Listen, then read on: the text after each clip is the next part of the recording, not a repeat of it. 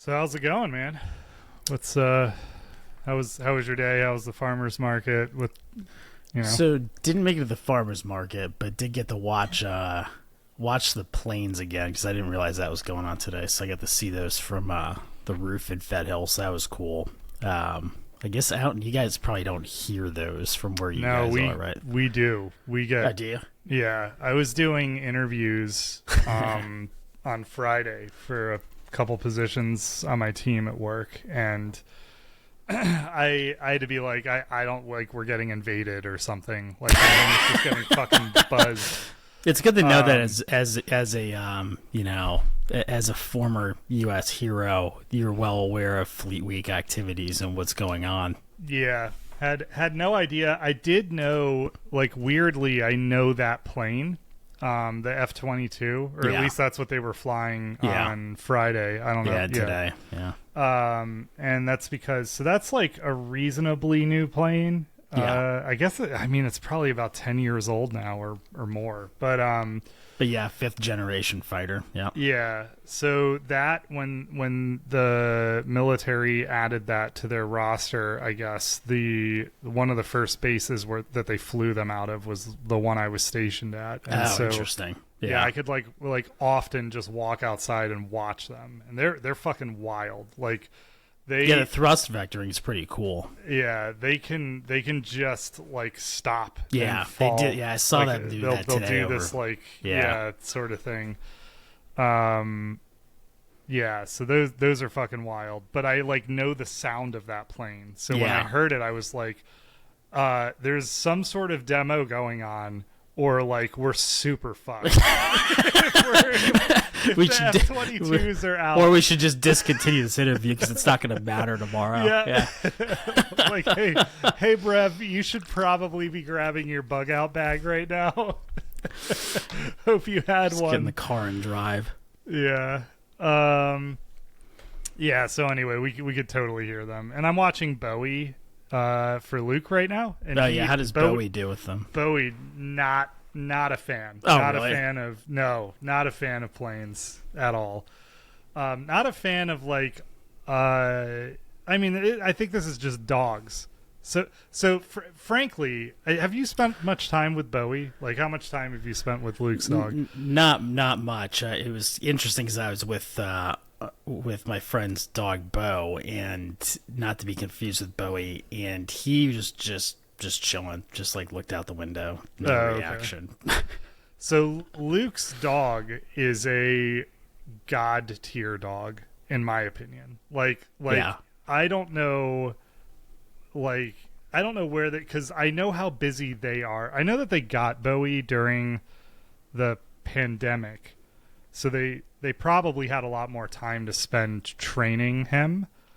Weren't they like living on a farm part of the time during the pandemic too? I think they got him out there while they were living on a farm in Minnesota or whatever. Makes sense, yeah. But he is crazy well behaved. Yeah. Like, he just chills. True, yeah. I've never seen him like misbehave or anything. He seems like a very under control dog. Yeah.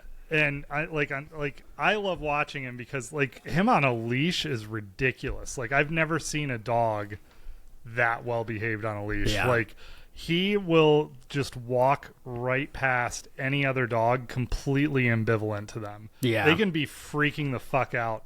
Yeah, I will just. He doesn't walk give by. a shit. Yeah. Yeah, and I have this like unjustified sense of pride. Like, I get to be the dog owner with the crazy well trained dog, and I did fucking nothing. Yeah, and deserve it. Yeah, no, you might as well be like, hey, what the fuck's wrong with your dog? How come you didn't train it better? Because mine's well behaved. You want to see what's going on here? Yeah. So at one point, maybe he'll correct the record. I don't know that he listens to these when he's not a participant, but we can ask him next week. But I asked him a while ago, and I think he said that a lot of it is just temperament for Bowie. Like, they did spend time training him, but he was just had a great temperament. So like my brother has Patrick has a really well trained dog, but my understanding is that it took an immense amount of effort to get Whiskey is the name of his dog to be as well behaved as he is. Sorry, my camera keeps going in and out of focus. And even then, I think Bowie can intuit everything that I want him to do. It's really bizarre. Like, I'll be like, stay on the couch, and he'll just lay back down. Yeah, it's really weird. So anyway, yeah, I'm chilling with Bowie. Watch the Euros. I've been recovering from. I jammed the shit out of my toe. The last podcast we did, I was gutting it out. I was in a lot of pain recording that episode, and I'm in much less pain this weekend, but I am exhausted. Like, I haven't been able to sleep because for whatever reason, I curl my toes in my sleep. I don't know if that's bad, but I definitely do it. And I think in general, like foot, knee, leg stuff, even currently there's people that are having trouble sleeping because of this, but I remember it like from my knee surgeries and other things and ankles. Like, yeah, it just makes it tough to fucking sleep. It's like if your back was screwed up, like it's just tough to get comfortable, and you wake up and it's a fucked situation until it gets better. Yeah, so I just keep curling. Like, I was looking for things that could just hold my toes in place. I tried splint it. I tried to wrap them and stuff, and like it didn't seem to help. Like I would still, like, even splinted, me pressing down on the splint to attempt to curl my toes still caused extreme pain. So I've been like waking up every hour to hour and a half for the last week. So anyway, I'm really tired, but I mean, we do live in Baltimore, so opiates are an option in many different forms and varieties and availability. Yeah, on DoorDash. Yeah. Yeah, just place your order. Yeah, so I guess we should talk about the Euros. We watched a match together yesterday. I don't care about the Euros. I'm only talking about U.S. soccer the rest of the summer. Oh, okay. They didn't play, did they? I mean, we had the Brazil match. We can still talk about stuff that happened. We didn't talk about the Brazil match. I guess we could start off with Euros though. Yeah. Luke isn't here, so I'm just trying to derail things as quickly as possible in his absence, because if I'm not going to do it, nobody's going to do it. Yeah. Let's see. We had Hungary and Switzerland, which I unfortunately can't comment on because of some stupid TV deal with Fubo TV. Yeah, I actually, now thinking about this in this moment, I actually like this bad TV deal because unlike the Premier League, where like for some reason I'm contractually obligated to talk about Burnley games, I'm not going to have to talk about Hungary games more than once or twice the next 2 weeks. So it works out pretty well for me. Is it just Hungary's games that were part of the deal? It's the lowest rated ones, it looks like now. So there's 5 games in the group stages, to your point, that look like they're on Fubo only. But they look like bad. They're the non prime time games. They're early in the morning, and they're the lowest. They look like the lowest rated games, all of them. Okay. Well, so neither of us watch that because it's not available. Yeah, I'm not paying. I don't know what Fubo would have to do for me to subscribe to them, but it would take a lot more than Hungary, Switzerland. Yes. And on top of that, I don't care about Hungary, Switzerland. Why does it sound so weird when I'm saying it? Probably because Are you hungry right now? I've never wanted to. I've never imagined such a dull. Anyway. Certainly this isn't going to compel me to get Fubo TV, but I don't know. Looking at the who scored, I mean, it was 3-1. I think that's one of the stories. Was England the only team to keep a clean sheet? I think they were. Dude, that England game was fucking. Ugh, we'll get to that, but I think England are in trouble if I didn't watch it, but it looks like it. Okay. I mean, they might want to sack Southgate tonight and try to perform surgery. Yeah, I said I said that this week. Like I can't even conceive of rooting for a Gareth Southgate team, but we don't. I think Hungary Hungary we won't have to talk about in 2 weeks because the groups will be over and they'll be out. Probably won't have cool. How many go through? Are there 3 teams? No, there have to be 4 teams in a group. So Switzerland may 2 not in each group. Yeah, we'll go through. All right. So Spain. Spain kept a clean sheet. I forgot about that. Spain, Croatia. This is the match that we watched together. They had the disallowed goal, and that would have been it. So 3-0, right? Yeah. So the things that I found interesting about this match. One, I took a note, and it was to shout out the Premier League for not sending Anthony Taylor as our representative as the PLs. That's I didn't pick up on that, but that's probably the most important. The first note I made was thank you for sending Michael Oliver, because I don't know how many more times next season I can hear the announcers call Anthony Taylor the best in the business without tearing my fucking TV off the wall. So hopefully I think Michael Oliver has been consistently excellent. I think you had some issues with him in this match, but I think he's been great for the most part, and I thought he called this game pretty well, although there was one really weird call, which was the Rodri, the penalty that was awarded. You remember this? Yeah. The guy who flopped, simulated, whatever it's called. Yeah. I mean, I didn't see, I don't know if I ever saw a definitive angle that suggested to me that, he was actually fouled. That was Petrovic, right? Yeah, but I mean, he went down Petkovic. He took a 50 cal to the knee joint, and Rodri may have barely touched him, but not enough. Mm-hmm. He was already going down too. He went down early. I think he kind of expected somebody to come in there, or was ready for the contact.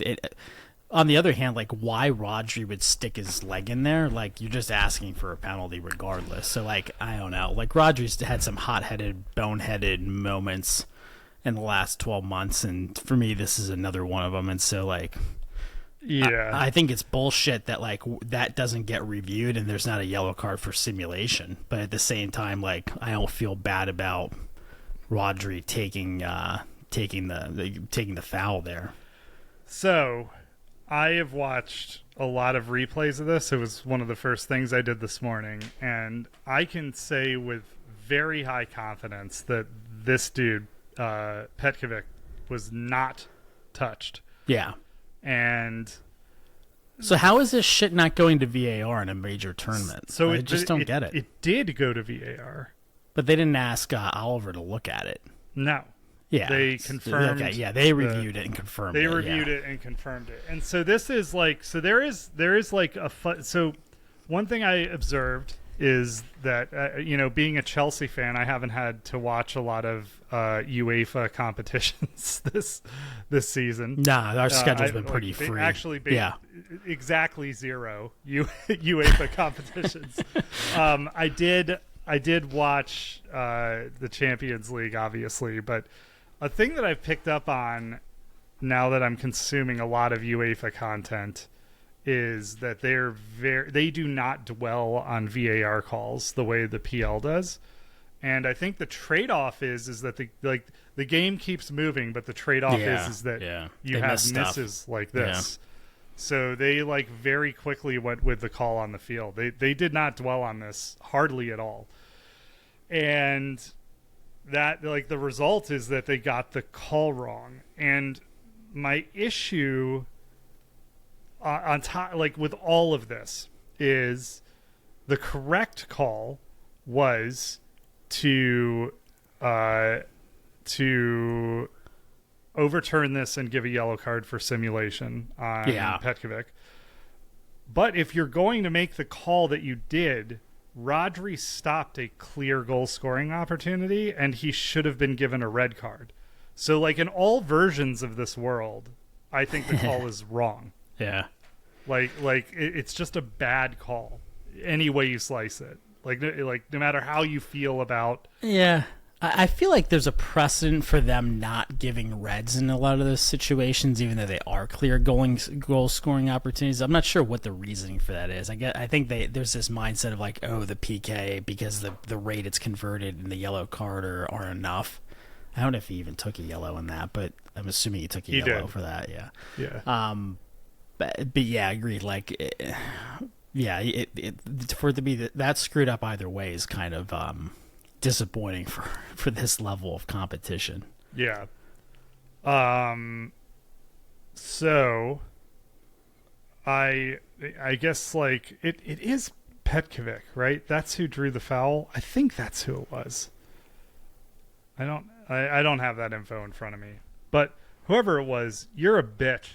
It's like all you had to like he's staring down an open goal, and yeah, he got exactly what he deserved here, which was that they did not convert.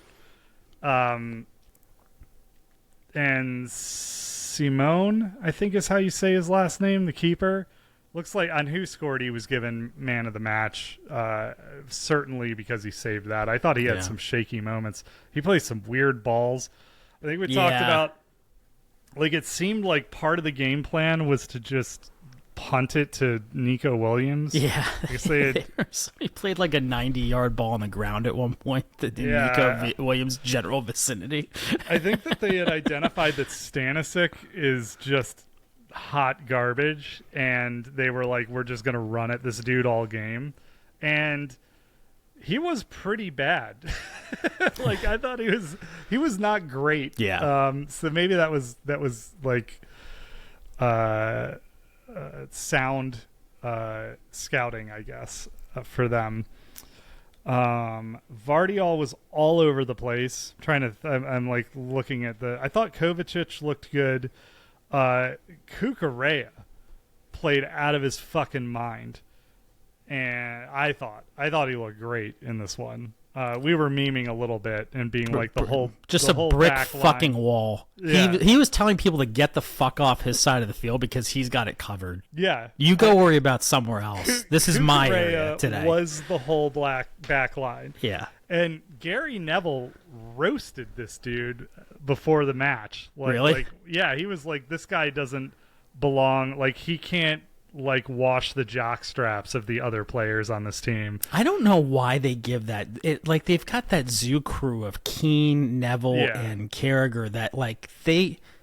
Not only should they not be on TV, they should all be in a home together at this point. Because there's clearly not like a full stack of IQ between the three of them left. And granted, they're great players. The alternatives are apparently like Chiellini. Yeah, Chiellini. He probably has more intelligent things to say, but he's getting talked over by Alexi Lawless, who, again, like, is this really the best we can do for the premier soccer competition of the summer? Is this bunch of yokels? I think Alexi Lawless, I mean, he's obviously there for the U.S. audience. And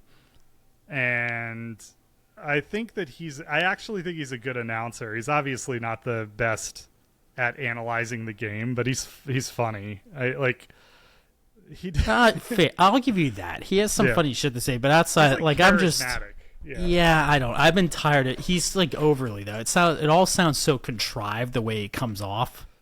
He doesn't fucking roast players for no reason and then look immediately foolish. He roasts U.S. players, but like, I don't know. And I got fed up with his shit a long time ago, so maybe that shades things. Like, I've just been done with him for like, I don't know, 4 or 5 years. I haven't wanted to listen to him talk. But I mean, like, he's not the worst on there. When you got these other jackasses, as you alluded to, Neville probably being the head of that crew. Yeah, so anyway, Cucurella had, I thought, a great game. Murata looked great. Went down with an injury. Like, literally. I think you're right about him, though. Like, he goes down at, like, you know, if somebody were to hit his back calf with a feather, he's going down, right? Or if he feels the wind blowing. from like the wrong direction. He's going down. It's like, dude, I understand you're Spanish, but I don't know who told him he should be a fucking 9. But yeah, he does not. He's like the softest. He has to be the softest 9 at that level of visibility, let's say. Where does he play now? Is he at Juventus again? Oh, I thought he was at Atletico, but I could be still, but maybe not. He plays for, I think Juventus. Club career, return to, no, he's at Atletico. You're right. He did return to Juventus and then he moved to Atletico. Okay, I don't pay attention to La Liga or Serie A for that matter, except for the U.S. players in Serie A. Yeah, dude, he's soft. But I mean, like, let's see if there's an update on his injury.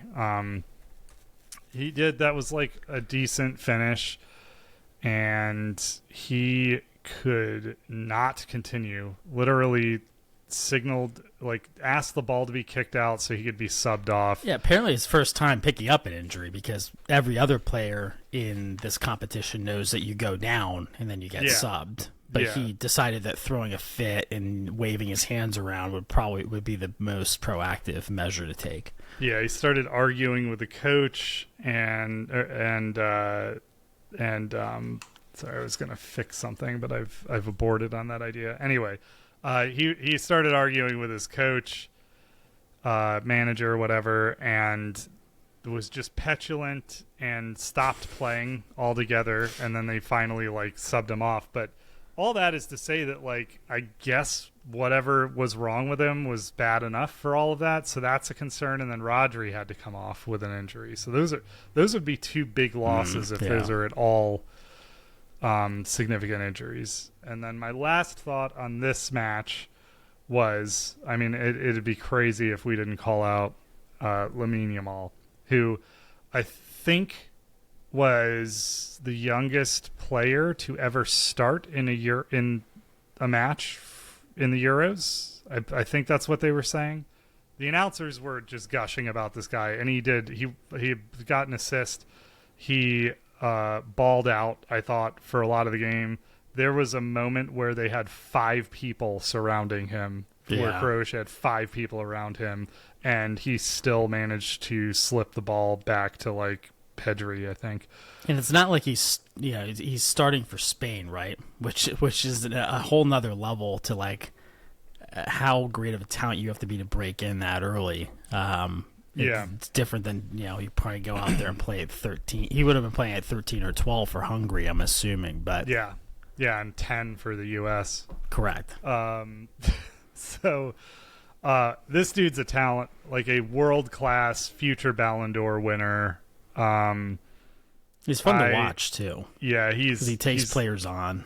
Yeah, he's just fucking sick, and I think that so the question mark with him will be, who is it that the German, is it Hansi Flick is taking over at Barcelona? That's if they can, like, get their wage bill down enough to even register a manager, which I read is an issue for them, but that's not here nor there. Xavi Alonso was managing Lamine Yamal really well. He was. I remember watching him protect him. Like, people would be like, "Is this the next Messi?" And Alonso would just shut that shit down. And it would have been very easy to just play this kid in every match, but he played him in about half the fixtures available to them this season. In fairness, about like 10% of the matches Barcelona plays in are competitive in a given season. But still, I thought they were doing an excellent job managing him. Now he's starting for Spain. He looked really spectacular, and he's just going to be a real treat to watch for the next, I don't know, 15 years. Yeah. So minimum, yeah. So yeah, that was cool to see. Croatia, like, I thought there was some record that was broken. I don't know how long it was, but Interestingly, and we talked about this while we were watching it together. This is not the boring tiki taka, high possession setup Spain that we are used to. They were very direct and very willing to take a chance and give up the ball. Yeah. I don't know if that will be the plan in all their fixtures, but I read somewhere that it was like a years-long, multi-year streak where Spain had the highest possession figure in all of their international matches. And this was the first time they did not. I think, it's right here in front of me. Yeah, it was 53.3% for Croatia. So yeah, it was pretty interesting. And part, like we were saying earlier, like they were bombing the ball out to Williams to go chase, and that's just not something like Pep Guardiola would fucking rip your head off if you did that. Yeah. I think in fairness, right, in those when they didn't have that, when they were doing that, they didn't have Nico Williams and Lamine Yamal playing out wide. In fact, they didn't even have an established striker. Like, it's crazy to think about. Morata's like light years better than the strikers they were playing with for a large swath of the last 10 to 15 years. And so, I think it's interesting to see them adapt, but it makes sense to me. So I think they can be successful to it, and they still do have those midfield players, obviously, to play that possession-based game when they need to, and when they need to weather it, and when it's going to be harder to break through. But yeah, I mean, Croatia's defense was something they felt like they could take advantage of, and frankly, I mean, it's going to be tough to match backs up with those guys. Like if they end up playing England, for example, Lamine Yamal against Luke Shaw, like the whatever version of Luke Shaw is going to trot out there, it will be something I'll watch with a bag of popcorn. Yeah. That would be ridiculous. I don't think we're going to get to see that though. We can talk about that in a second. And behind Murata, they have I pointed this dude out to you this weekend. Samu Omarodian, I think. Is that the guy who's backing him up? No, he's not backing him up. I'm just saying, like, they have a 20-year-old fucking monster of a striker who is coming through in Spain. He played for their U19s in 2023, April 2023. So he played for the U19 Spanish national team. He has 5 caps or appearances for the Spain U21s as well. And he is a physical monster. He's like 6'4", 200 pounds. He's quick. He's ridiculous. So they will have a true striker coming through at some point, and that'll be interesting. Whenever like Murata phases out, this dude I imagine will phase in, and that'll just add a whole nother dimension to this team. Like Spain is they're like golden generation phased out, and they've got this new wave of talent coming through right now, and like Gavi is not even available because of the knee injury. I think it was a knee injury, maybe it was an Achilles. And who's the other? They have like Jeremy Pino. He's out with an injury. So they have this other gangster. I think he's a right winger. Yeah, he did his ACL this season. So he's like crazy good. So he would be backing up Lamine Yamal. Yeah. Anyway, or I guess like what foot does he? I don't know what foot is the strongest. I can't scan this fast enough to figure that out. But I guess if he's right-footed, they could still put him out on the left and have him cut in. Pedri's hurt, right? He's one of the better. Pedri was in. Pedri played. Was he? Yeah. Oh, okay. Yeah, Gavi is. I'd mentioned that a second ago. Gavi. Or Gavi or okay, Gavi. yeah, gotcha. Gavi. Okay. Yeah. I think at some point both of them were injured this season. Pedri is obviously back because he played yesterday, and then Gavi is still recovering. But ridiculous. Those are ridiculous midfielders. They have ridiculous wingers. They are fairly deep at 9. I don't know. They're a good squad, man. That was fun to watch. I thought that was a fun match. Croatia's attack is kind of toothless, but they do have a still very well organized and competent midfield. Vardiol gives them something unique. In addition to just being a great player, they torched him in the ratings, though. Interesting. I mean, what do you want the guy to fucking do? He's covering half the field. Whatever. I guess he's been up and down at points, but giving him they give him the lowest rating. Yeah, I don't know. Seems a bit unfair, but yeah. Well, speaking of killer midfields, we skipped right over Germany, the opening match. As the host nation, they played on Friday. Well, and that opening match was only 20 minutes long. They beat the fuck out of Scotland. That was a bloodbath. Scotland, who scored a single goal off an own goal from Antonio Rudiger, Scotland, they had a 0 XG for this match, I think, but still managed a goal because of the Rudiger own goal. Well, it's good to get them off the island every once in a while, I guess. But the Germans weren't showing any appreciation for the tourism investment. That's fucking for sure. Yeah, the joke I made is that Scott McTominay must not be used to being surrounded by this much talent with the Scotland squad. Which didn't even faze me when you said it. I was like, yeah. You can get that and more in our Discord.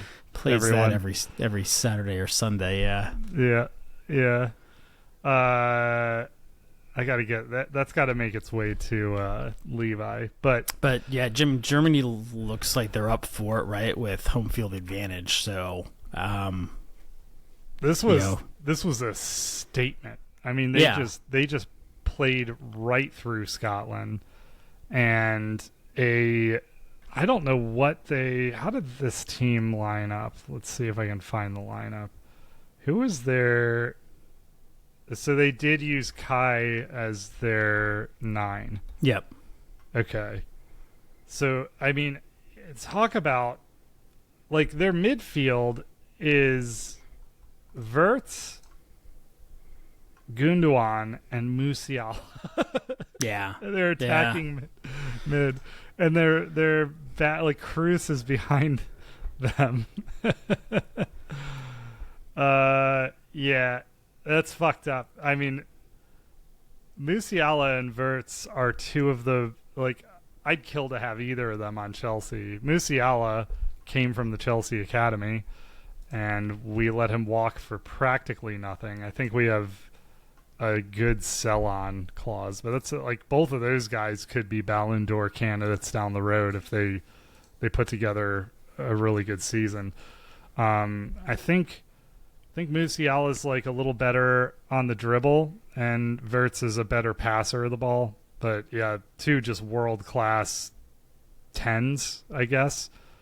Flanking. Yeah, they're kind of. It's interesting. Like that starting lineup, right, is kind of like 3 10s behind Havertz, right? But I think they're gonna. Well, obviously it worked in this one. I think that's something they can work with. Like, I don't think it's gonna be an issue. You have Sané coming off the bench can give you kind of a different look at that, right? Fulkrug coming off the bench, or maybe he starts a few of these, gives you a different look versus the type of player Havertz is, a more out-and-out 9.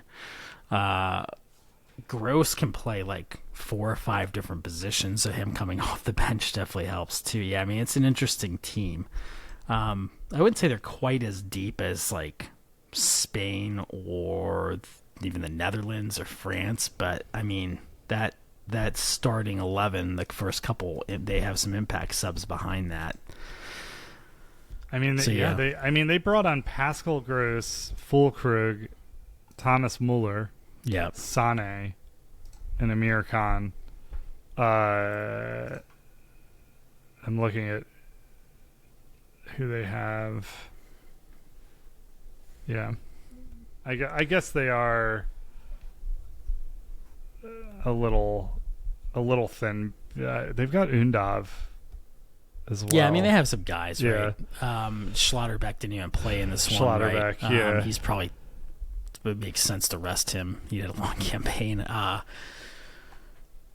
Yeah, I mean, I think I discounted until I started paying attention the impact that home field probably is going to have on this tournament, especially in the group stage, right? It'd be interesting to see if they can go on a run with that behind them. What do you think went into the decision for Scotland to not put Billy Gilmore in the starting lineup? It's as you alluded to, right? Just such a plethora of talent that it's tough to figure out how you get Billy Gilmore. Deep.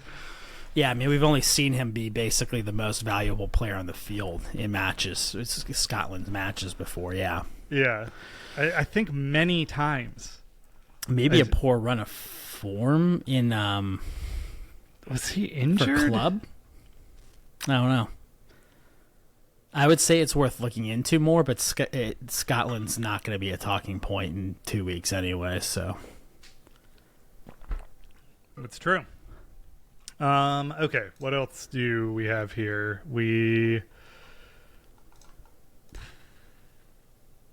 I got lost. Was that all of yesterday's games? Oh, we didn't talk about Italy, Albania. Yeah, I mean, I guess this game finishes 2-1 in favor of Italy. Albania scored in the first 90 seconds of this one. They could have scored 2. Yeah, just came out of the gates and just punched Italy in the mouth. Yeah. Which isn't surprising to me in the sense that, to me, Italy has historically been a little bit of a mentally wishy-washy team. And you talked about them struggling to qualify for the World Cup. They're very up and down. And they're not. I wouldn't say they're not at the epic talent levels they were historically either. They've made. I think they've turned. This is more of a team than it is individual talent at this point in time. And maybe that's just a moment, but. They reacted really well. They went basically ape shit closing down the ball, and clawed their way back into the game and really just took it to them after that. And granted, they had a big, even with not generational talent for Italy, I think there is a talent gap between Italy and Albania. I don't think that's a controversial thing to say. But Albania was clearly up for this game. Yeah. And granted, they only won by 1, but, after going down like that and just having the start they did, Italy really put pressure on them the entire rest of the way, it seemed like. Yeah. Broja has 2 more matches to bag a couple goals, help the sail along. I did think he looked good in this match. I would agree. He looked very fit. He looked up for it the whole match, right? I mean, I guess he came off at some point. When did they subbed him out? 77th minute. He looked good. So I hope he keeps playing well, and that we cash in bigly on him. That's my hope. Let's see. We had. So this morning I ended up being able to watch. I didn't watch it live, but I did watch the entire Poland-Netherlands game. Okay. I watched Slovenia and Denmark. That was the first match. I actually ended up watching both of them, to be honest, by the time I left the house. But Yeah, you want to cover which do you want to cover? Well, I think so. Poland and Netherlands, I think, is an interesting. I think they're both interesting to talk about to some extent, right? To me, I was definitely more interested with the Netherlands. You know, I think I like rooting for the Netherlands because they're a good team and they've got like a dynamic mix of players, in my opinion. They're exciting to watch. They have some flair to them. You think about players like Depay, for example. They're kind of not just capable of the spectacular, but go for it pretty often sometimes. So, yeah, I was interested in this game. I think I told Tom, right, that I was rooting for Netherlands, Poland, Ukraine. I think in retrospect, probably Netherlands is the one I'm more so interested in than the other two. Poland did look dangerous on set pieces. Obviously, that's how they went up 1-0. I think that'll continue to be a strength for them, especially Lewandowski coming back. So he wasn't available in this one. So overall, they played pretty well. They were well organized and they were up for it and gave the Netherlands a game. But I think there's still a significant talent gap there. Not to say anything of Poland, but definitely a ton of athleticism in the Netherlands relative to Poland, right? But there's just a lot of fun players to watch, like Depay, Van Dijk, Ake, Reinders, Dumfries, Gakpo. Like those are all top tier players from a club standpoint that are competing for European trophies every year. So I think it's a little bit of a sleeper team in my mind when people talk about like Spain, Germany, France, England. The Netherlands is kind of like an afterthought, and some of that's fair because they've underperformed at times. But I'm interested to see if this team can go on a run here the rest of the way, and definitely a lot of impact substitutes too that can come into the game for this one. Where the fuck is Frankie De Jong? That is a good question. I did not pick up on that one. Oh, he's been injured for a while. Has some kind of ankle injury. Yeah, so he's. Yes, he's not even there, right? Yeah, I noticed he didn't play, but while you were just giving your analysis on the match, I was looking at the whole roster, and he's not on the roster. Verbruggen saved Netherlands. Yeah, true. Verbruggen played out of his fucking mind in this, and this is a keeper who is very, very, very highly rated, considered one of the brightest up and coming keepers. He's at Brighton right now, and there are like loose links with Chelsea, like some sort of transfer this season. Chelsea obviously need a keeper, because the ones they have are hot garbage. But yeah, I mean he looked great in this match, I thought. Well, don't we just order against a blanket PO at this point if we want a player from Brighton? Yeah, so why didn't I wonder if it would have been cheaper if Blue Co just bought Brighton, when they bought Chelsea. Like, what if they just bought Brighton, the club? But if Blue Co did, yeah. I don't think it's legal. Like, I don't think you can do it. Yeah, they were already having trouble with one of City's holdings playing in this. United's was it United's holding playing City. in? I thought City. there was some discussion of United not being able to play in Europa League because they had there was another team playing in there that might get Chelsea bumped up. Maybe it was City. Yeah, maybe I think it was City because Getafe maybe that's who it qualified. Was. Yeah. But anyways, we don't want to run afoul of that, so Yeah. At any rate, I thought that this could have gone either way. Netherlands has definitely a star power over Poland. I thought Zalewski looked really good from what I can remember from this match. And the celebration from, what's his name? Sorry, I'm pulling it up. Weghorst. Did you see any of the backstory to that? Yeah. Apparently, yeah. I mean, so, it's interesting. He was pretty pissed off, it seems, about not starting that. I guess it kind of makes sense to an extent. Like, Depay probably could have played where Xavi Simons was playing. Weghorst could have started there.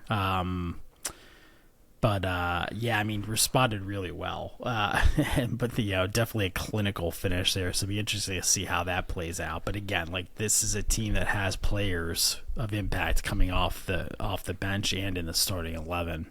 Yeah, I think it's crazy that Frimpong doesn't start. Yeah, he's an example, right? But he's such an exciting player and a useful attacking player to put out there.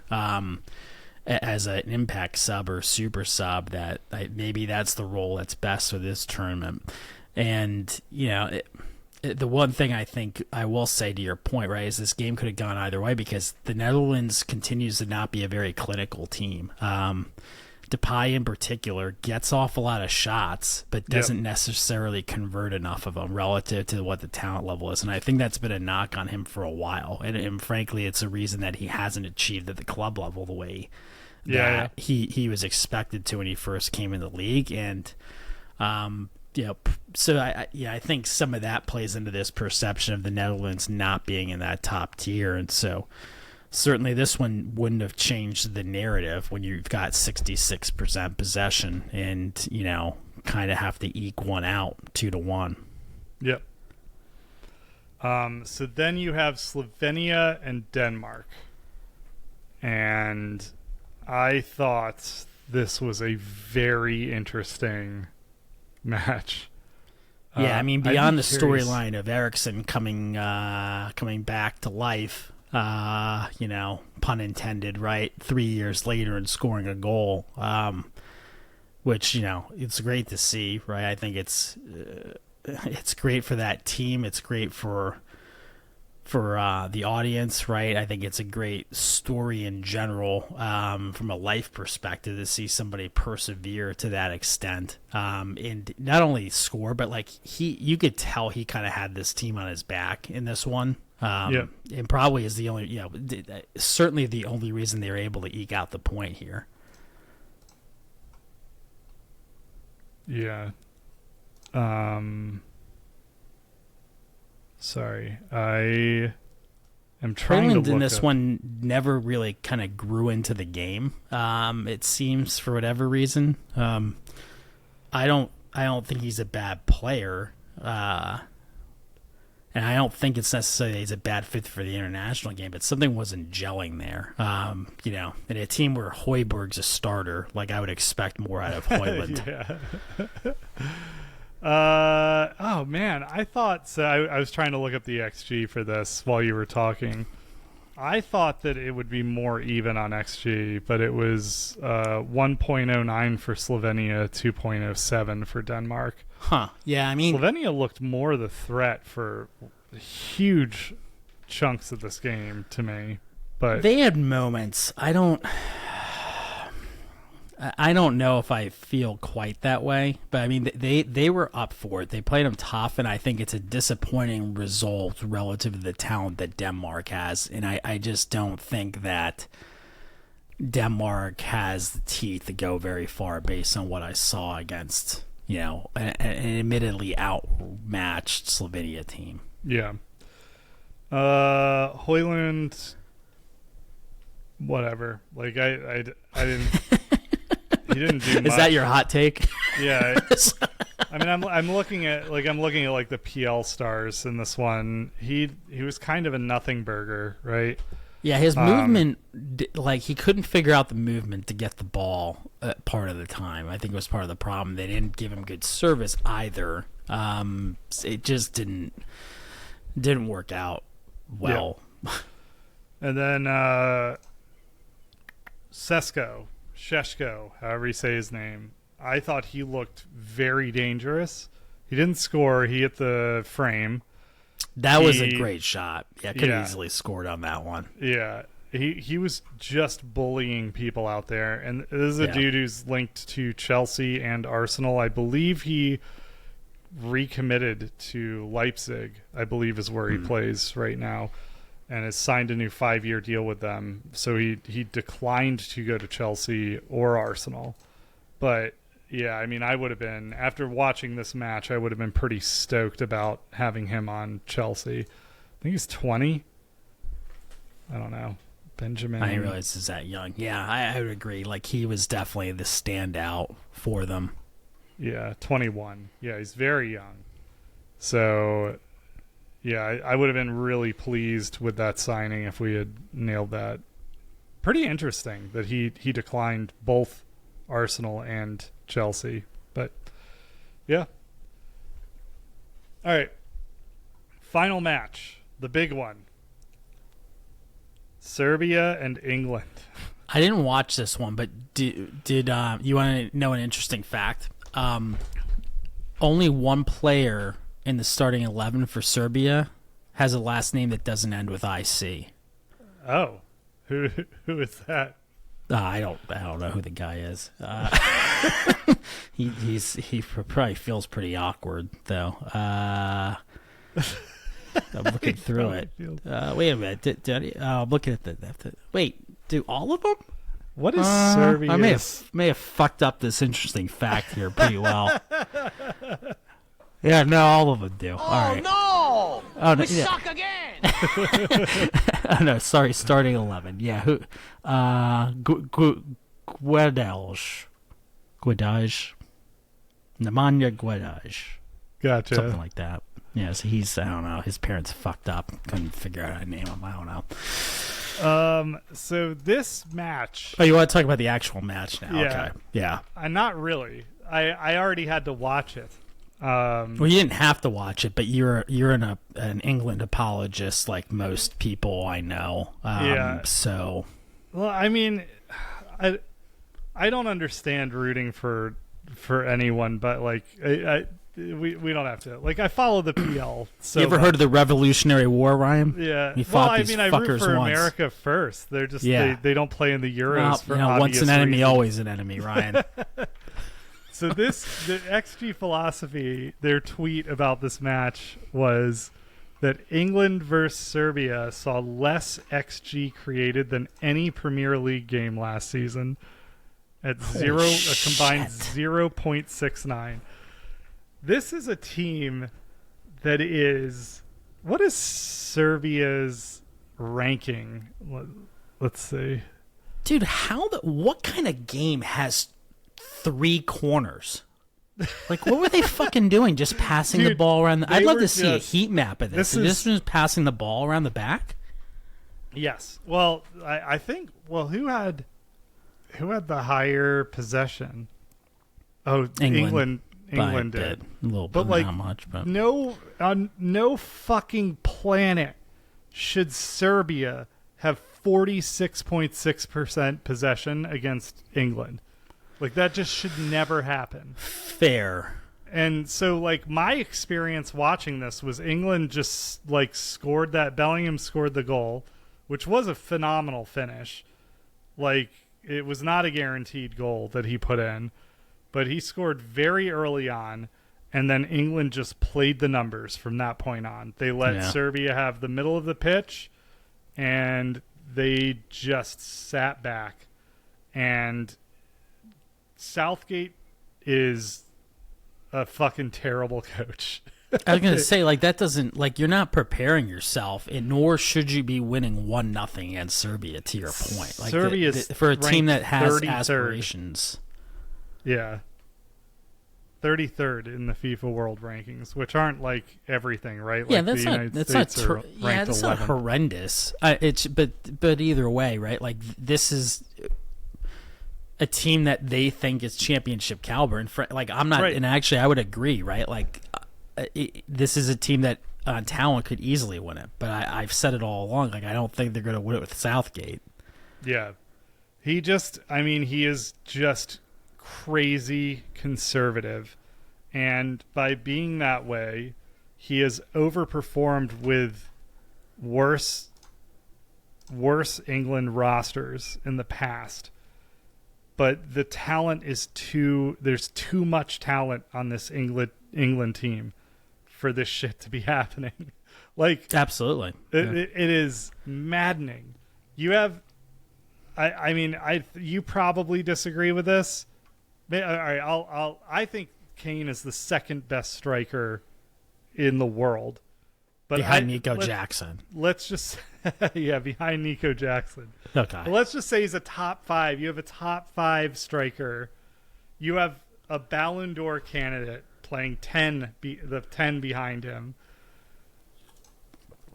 You've got Saka, Foden, Rice, Alexander-Arnold. The defense is suspect, right? Like, Gahey is a little sketchy. Pickford, I've never been big of a believer in. You can make the argument, right, that Kane is the best player in the Bundesliga, Bellingham's the best player in La Liga, and Foden's the best player in Premier League. Like, maybe that's not the case, but you could, or maybe that's not true, but you make that case. You can't, just reject that statement out of hand. Like, it is. And so, it's crazy talent. Yeah. It's just incredible that they are this listless and devoid of ideas, and But here's the thing I would say, right? Is like we talked about the U.S. team, right? Whether it's coaching, whether it's talent, and I think you can have the debate about any team. But my take here is like, if those are the players on the pitch, like, I don't give a shit that my coach is dumbass Southgate. Like, I'm gonna go throttle this team 3-0 minimum and figure it the fuck out. And they, to your point, like, they didn't do that, so I don't know where they go from there. But let's do a hypothetical here. If their next match is Denmark and England, right, on Thursday. Yeah. If they tie that game, do you think Southgate gets to coach the third group game? They're committed to Southgate. Yeah, I know. Like, what if they lose to Denmark? I mean, they're committed to that. They're not going to fire him mid-tournament, but yeah, man, this is tragic. Like, the England FA or whatever, whoever manages this team, they are despicable. I think they should bring Ten Hag in for the next game, salvage things. Well, I mean, the rumors were that we should talk about that too. The rumors were that, like, Ten Hag was going to go out and Southgate was going to come in for Man United, and that would have been like, I would have. We call that a like for like swap. Yeah. Is what we call that. Dude, oh man, Ten Hag is like more exciting than Southgate. Like, Ten Hag at least lets his players counter. True. Anyway, I have no other comment on this fucking match. Like, I want my 90 minutes back. Fuck you, Southgate. That's my review. Now, at the end of the day, like, things can change quickly. They could, win out in the group and take a top spot in the elimination round. But yeah, it doesn't look so good. No, I think it was Schmeichel. They have this song that, like, It's Coming Home or something that they sing in England about the Euro trophy. And Schmeichel is this was the, like, banter with the like, backroom commentators or whatever on one of the matches that I watched, I think, this morning. And he was like, how can it come home when you've never had it? Yeah, then, like, one of the announcers during this match was like, they said that that song has existed for like 50 years or something, and the other announcer was like, yeah, do you guys just keep changing the lyrics? Yeah. I mean, there's some truth to this, and, like, there is this sense of entitlement or air of entitlement around this team, right? And, like, that's actually probably a piece that bothers me more than Southgate, I guess, right? Like, I don't I don't have a problem rooting for any of these players, but like the kind of the fan base is as such. I don't know, but they have had a bad run the last 4 or 5 decades. So you kind of feel for them in a sense, but it's like, oh yeah, we're back. We're gonna win this one. It's like I'm not sure you've proven that in any way. Yeah. To this point, I guess Shaw is injured still. Yeah, I don't know why I was talking about Shaw. It's Trippier started this, they have right? Trips playing out of position. Yeah. Like he normally would play down the right flank. So and then so how does Palmer, Watkins, Tony, nobody makes it into this game and it's 1-0. Yeah. He only used 3 subs. Like I don't. Well, it's because he had a lead. Like he didn't need to make any progressive subs. He doesn't have you get a lead. But you give up a goal and then you're fucked. Like that's not going to work against Spain, Germany, and France. But, I mean, he's literally just playing the odds. Like he's playing the safest possible match. And that is the difference between, like... him and a real coach? England came out with, what's his name? Fucking who's their coach? I can't think of it right now. He's like 35 years old. I'm looking it up. It would come to me, but You're talking England's coach? No, Germany. Sorry. Oh, Germany's coach. Yeah, Nagelsmann. I think I kept saying England, but I meant Germany. Like, Germany, Nagelsmann took his dick out and just slapped Scotland about. Yeah. Like and you're going to see that from France, too. Like, these teams that have, like, wall-to-wall talent, they let the talent play. You only have to play the numbers with your national team. Like, you only have to establish a restrictive system when the talent isn't there, and that's how you get them to overperform. England has too much talent for this shit. Yeah, it doesn't make sense, the strategy. Yeah, if you're trying to win a championship with this level of talent. But. Yeah, they're not going to beat France. They won't beat Italy with that strategy. Then again, no other team would have showed up with Jordan Henderson either. So yeah. Well, we can move on. Let's talk about the U.S. match against Brazil real quick. What were your? I told my brother that this was going to be 8-0. I was wrong. Well, so yeah. I mean, I don't know if I had a prediction in mind, but I mean, I'm not going to overreact any more than I reacted to the Colombia loss. Right? I mean, like this is a good tie. It's not great. It's not a great result. But Brazil's a top team in the world. I don't think they're ignoring what convicted felon Ronaldinho has to say. Like this isn't the best Brazil team we've seen, but they still have a lot of talent. And should be on the talent beating a U.S. team. We played them tough. I think it could have gone it could have been a 6-1 game either way. There was a lot of shots in this game. It was pretty open.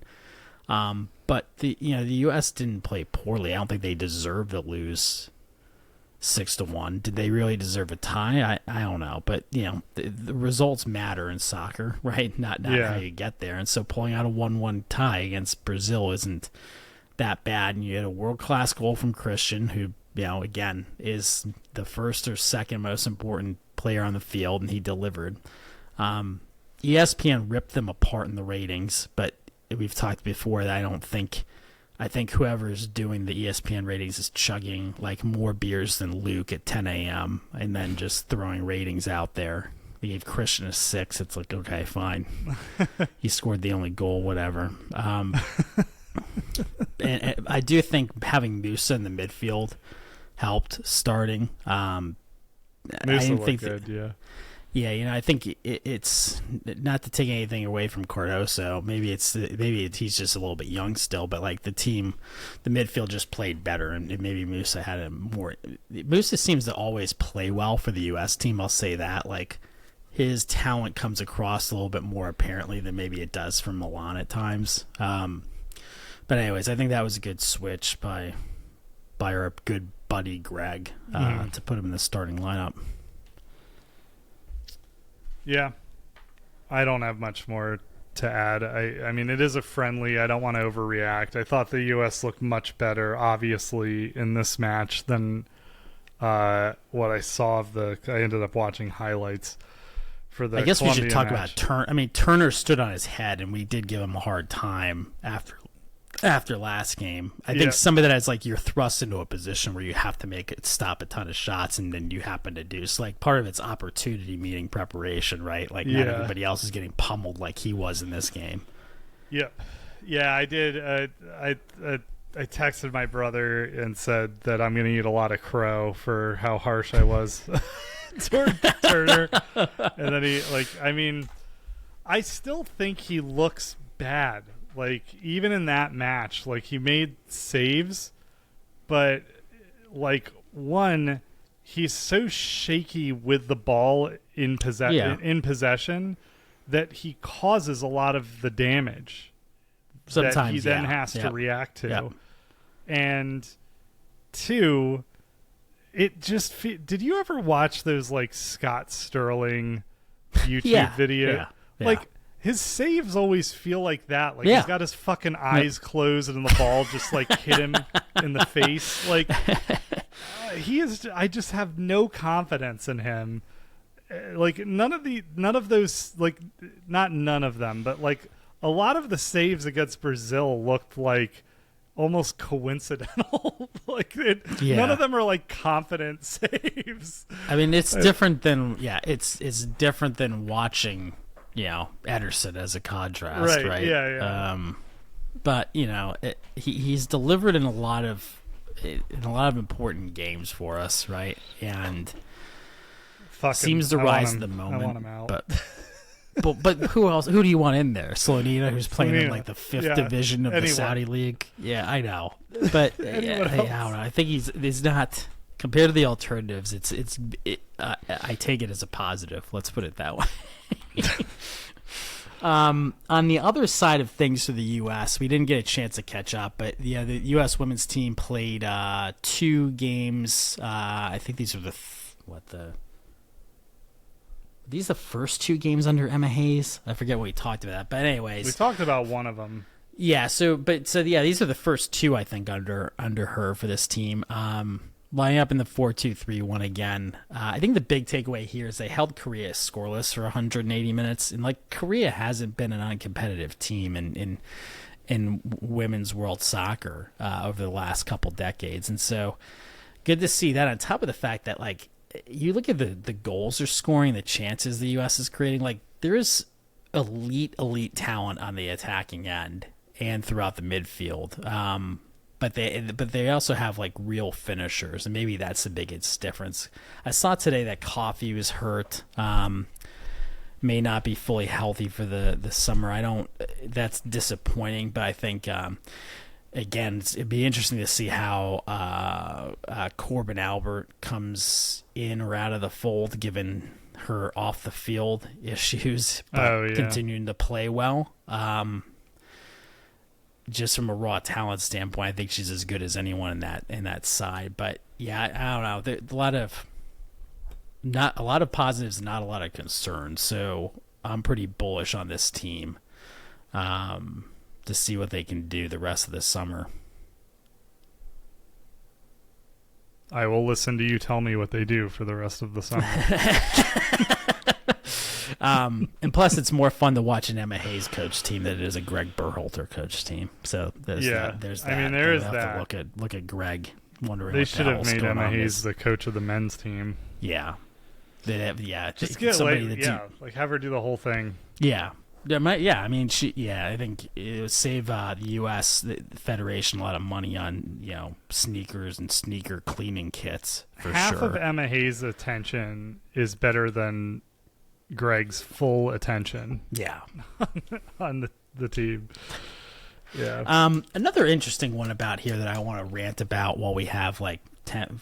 This won't take the full 10 minutes, but what the fuck is Paquetta doing playing for anyone at this fucking point? Like, I don't know. I get that they're different governing bodies, right? But like, this isn't like, it's not like Paquetta like was like betting on his team to win or something. Like, he was betting to take yellow cards. Yeah. Right? Like, this is such like, I understand that. Like, I'm not saying that like that he doesn't deserve a second chance somewhere down the road. He probably isn't gonna get one. But like, if you're saying it's that much of a problem from a club perspective, what difference does it fucking make that he's playing for his country? And why do you want somebody like? What does that say about Brazil that that's who you're trotting out there and starting in the game? I mean, I can tell you what I think it says about Brazil, but I mean, like, am I like? I guess I'm surprised that I'm the only one that latched onto this. Maybe there was some backlash about it, but I didn't see it. So I'm trying to, what is the joke here? So Paquetta is playing for Brazil while being part of a massive betting scandal that he'll almost certainly be banned for what is effectively the rest of his career. I can only imagine. As a result of that in club soccer. But Brazil was faster to act on Antony than Man United was. I don't know what the joke is there. There's some sort of like, there's something there. I don't know what it is, but anyway, that I think it's just the moral ambivalence that Brazil seems to have about everything. Yeah. But they were quick to ban Antony. Anyway, yeah, I had the same thought. I couldn't believe Paquetta was in this match, but whatever. Also, in the I don't know if you caught this, but Luke's boy Bentancur just doing Son dirty. I sent that to you. That came from you. Yeah. So why do I have to do the lead in? Okay, Ryan. Oh wait, that's right. I'm supposed to have a role in this podcast where I contribute something. Okay, how's that? I did your research for you. Yeah, all I had to do is deliver it, and I couldn't even do that part correctly. But anyways, Bentancur's a piece of shit. Treats his teammate like a piece of shit, and then has to apologize for it. That's the quick summary. Yeah. He literally said that all Asian people look alike was like effectively. Yeah. It wasn't literally what he said, but some interviewer asked if he could have one of Son's jerseys, and Bentancur said it would be easier to get it from one of the other players on their national team or something because they all look the same, I think is what he said. I don't know. Yeah. Really stupid, but also like a little bit like the like social norms in different countries are different, I guess. And to me that I would say if lacking. Somebody said that I would say here, they're lacking. Yeah, they're lacking. Yeah, right. Yeah, not different. Like things have progressed at different rates. Yeah, the progression in is at different points. Yeah, countries. And I think that's just like, I'm not giving him a pass on it. And I think he apologized, right? Yeah. Yeah. But sometimes I see stuff like that and it reminds me that like the United States has a lot of work to do. But if somebody said that shit, there would be like pretty broad condemnation very quickly. And the interviewer would be like, did you mean to say that shit? And so like we have made progress, not to get like super preachy, but yeah, I think that's what it comes down to is just like the different places that different countries are at on that progression. Yeah, I mean, I think it's something to be proud of, right? As an American, like if I draw an analogy, right, like in another country, Corbin Albert's comments on social media or actions may not have even registered. Yeah. Right. And so like, it's good that we're having these conversations and in a productive manner, broadly speaking as well. But yeah, it's still kind of like it's a wake up call when you see this kind of shitty stuff coming out of like mainstream players that like we watch every week, that just are just fucking oblivious to it. It seems. Yeah. Yeah, that was silly. So what yeah, else that was my for the variety show. Did you see that League Un? Is that how you say it? What do you? Luke's not. Did Luke pay you French to come in with it? The French. I thought I only had to listen to Luke be talking about League all the League time. I don't know how you say it. Anyway, I call it League One because that's how it's fucking written. But you two were like, you're trying to pronounce it correctly, and then Luke just thinks he's being comical because he is. It's like League. All right, whatever. I don't know the details, but I do think that the end result is funny, which is that they have no TV deal in the United States. They fucked that up somehow. And it looks like they just won't have a TV deal here, which is hilarious, especially because a lot of these multi-club model teams, one of the first places, Chelsea is an example, Ineos is an example. One of the first places they buy teams is in But why is that? Ligue 1 or whatever. What? Why are they looking there in particular? Well, I think that France produces a lot of talent. Look at their squad. So that's not what I was thinking of. But okay, that's fair. Yeah. Yeah. I think that's so the reason that the multi-club model has become relevant broadly is that England did the Brexit thing, and so they can't pull practically any player who's under the age of 18 into their own academy. So they're basically forced to set them up outside to develop talent until they're 18, and then they can get a permit to go to England. And so that's the big driver behind this. But I mean, there's also commercial interest, and if they don't have a fucking TV deal in the United States, the most lucrative commercial market, that's just silly stuff. Well, I'm guessing they didn't have it. Where I was going with this, and I think now it's becoming a problem, right? Is initially they probably were able to invest less to get better value because they didn't have as big a revenue stream for these teams in League One in general. And now they've invested in them and they're not going to be carried on TV, so the value's going down. It's problematic and it's not great to see, but we've long said that this is a one-team league, right? And then it kind of became a one-player league, and now it's going to become a league that nobody has interest in, which isn't good for. I don't think it's good for world soccer. I don't think displacing talent to the Saudi league, for example, helps anyone. And so as things have kind of dispersed between the Saudi league and MLS and other China as another example, right? Maybe the League One's kind of taken a disproportionate hit for that. Yeah. I don't know. I think ultimately they'll find somebody to carry it. I imagine there's some monetary value there. It's not good that they have just one that. The PL really needs to make a stand against City and Newcastle, because Chelsea doesn't seem to think so. But yeah, I know. But it is not good if you allow a league to be that top heavy. The PL's pretty top heavy, but it's also very competitive. And if this is the opportunity to make the stand, because otherwise, Ligue 1 is very boring.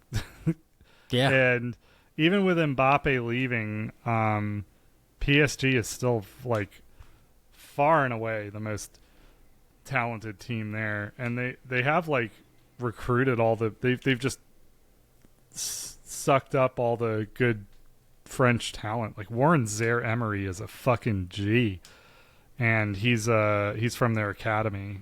They're starting to deploy these academy products now. PSG is getting younger, but they've only been able to do that by doing the Galactico thing while they set up their they basically just took all the talent under one roof. And so maybe this is you're right, maybe PSG drops out of the Champions League contention, but it doesn't actually, with Mbappe leaving, doesn't really change the dynamic in that domestic league other than make it less interesting. All right, I'm back. Yeah. I guess that's it. That's probably we should. What did you make of DePay's headband? Do you think he was playing like a couple sets of tennis after or before the match? I bet he's the only one I see doing it on before settling on that one. Yeah, that was an interesting look, but it's a flair guy, so yeah, just not with the ball. Yeah. I mean, like, I'd have a problem with it was Harry Maguire. If you're not gonna bag any goals, then your headband game better be strong. I mean, he hit a couple kids in the stands, but yeah, not bagging them. All right, well, that's the podcast for this week. That was your first Euro recap, and thanks for tuning in. Sorry about the lack of Luke this week. We think he'll be back next week. He's a very busy man. But who are we apologizing to exactly? I think that most people are here to listen to Luke and not okay. us. Got it. All right. All right. Fair enough. I'm gonna go. I'm gonna go find some alcohol and think on that rest of my night. It's Luke's world, and we're just living in it, man. Yeah. Like and subscribe or leave a review. All of that helps quite a bit. And we will come to our Discord. That'll be linked down below.